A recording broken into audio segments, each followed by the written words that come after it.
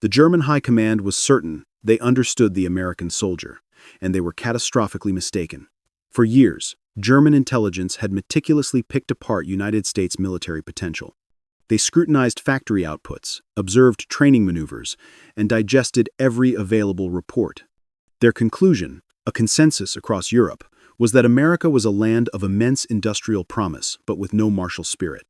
They saw its people as undisciplined, its army as a small, outdated force, led by generals whose combat knowledge was frozen in the previous World War. This perception was about to be shattered in the most brutal way imaginable. As Germany rolled over Poland and France with stunning speed, the American entry into the conflict after Pearl Harbor was dismissed as an irrelevant delay. German planners calculated it would take the U.S. years to become a real factor, by which point the war would be long decided.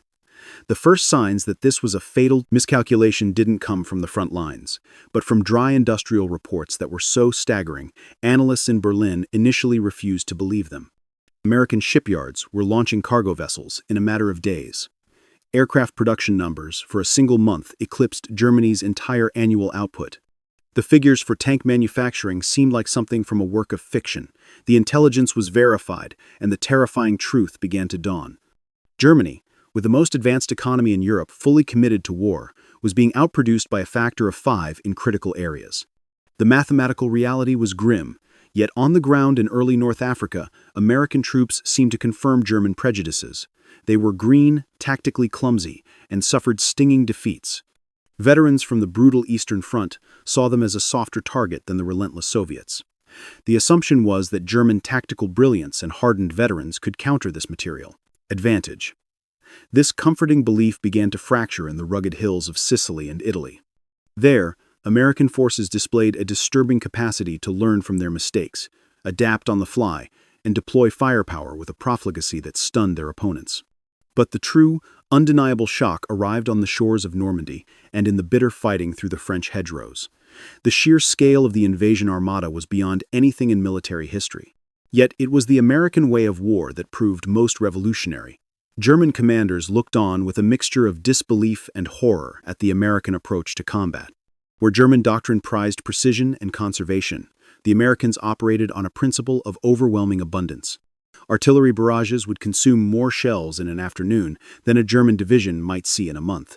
If American infantry met resistance, they would halt, call down a storm of steel from guns, planes, and ships, and only advance once. The enemy position was pulverized. To German eyes, this looked like a lack of infantry courage. They fought not with rifles, but with factories. In reality, it was a brutally effective system that preserved lives while grinding defenses into dust. The logistical philosophy was a complete inversion. German supply was a model of calculated efficiency. American supply was a tidal wave of redundancy, with mountains of material stockpiled to prevent any chance of shortage. German quartermasters witnessed these vast dumps of fuel, ammunition, and equipment with utter incredulity. The mobility gap was even more decisive. The German army marched on foot and relied on horses. Even its best units were constrained by fuel. The American army was fully mechanized, a force on wheels. This meant they could concentrate, outmaneuver, and exhaust their earthbound adversary. The breaking point was Operation Cobra. Here, the Americans concentrated unprecedented force, used strategic bombers to carpet bomb a narrow front, and then unleashed armored divisions that moved with shocking speed into the German rear. This was not a battle of finesse. It was an industrial press, applying such immense force that the German lines simply snapped. Field Marshal von Kluge's desperate messages to Berlin described a new kind of warfare.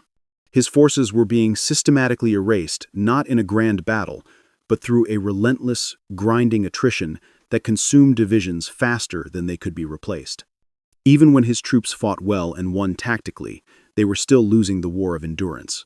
The subsequent pursuit across France was a masterclass in operational tempo that defied German military logic. American armored columns raced hundreds of miles, their logistics supported by incredible feats like the Red Ball Express, a non-stop truck convoy system. German attempts to form new defensive lines were constantly outflanked. The core of the American system was now apparent.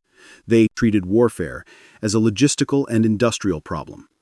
Their manuals specified ammunition consumption rates that were triple German norms. They often replaced broken equipment instead of repairing it. They rotated combat veterans to keep units fresh.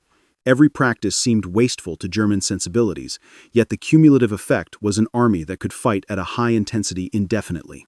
The U.S. didn't just send an army, it weaponized its entire economy. The German Ardennes offensive, their last great gamble, was designed to exploit perceived American weakness. It initially worked, pushing through the forests and surrounding units, but it ultimately proved how resilient the American system was. Surrounded at Bastogne, Americans refused to surrender. Reinforcements raced to the front with unbelievable speed. And when the skies cleared, absolute air dominance returned to shatter German columns. The offensive burned Germany's last reserves, while American losses were quickly replaced. This was the final, chilling lesson. A defeated German division was gone forever. A defeated American division was withdrawn, rebuilt with new men and equipment, and sent back into the fight within weeks. The mathematics were merciless. In the war's final acts, the contrast was absolute. Germany was conscripting children and the elderly, armed with primitive weapons. America was deploying fully equipped new divisions, supported by endless supplies and total control of the skies. The crossing of the Rhine was not a desperate struggle, but a display of overwhelming power, with American engineers throwing bridges across the river under a canopy of fire that German remnants could not challenge. The realization did not come on a single day. It was a slow, dawning horror for the German command. It was the moment they understood the production reports were real.